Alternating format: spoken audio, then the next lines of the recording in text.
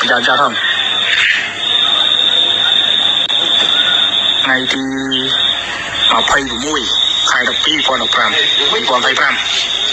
เนี่ยเพลิงเลยจะมาทอดจอบเราเราไปเลย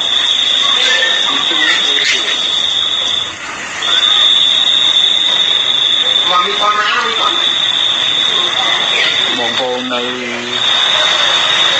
ทางพลหามใบใหญ่นั่นเลยครับ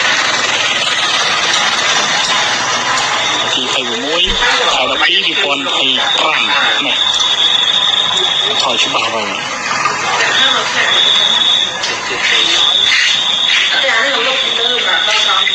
นี่ถอยชุบบ่าว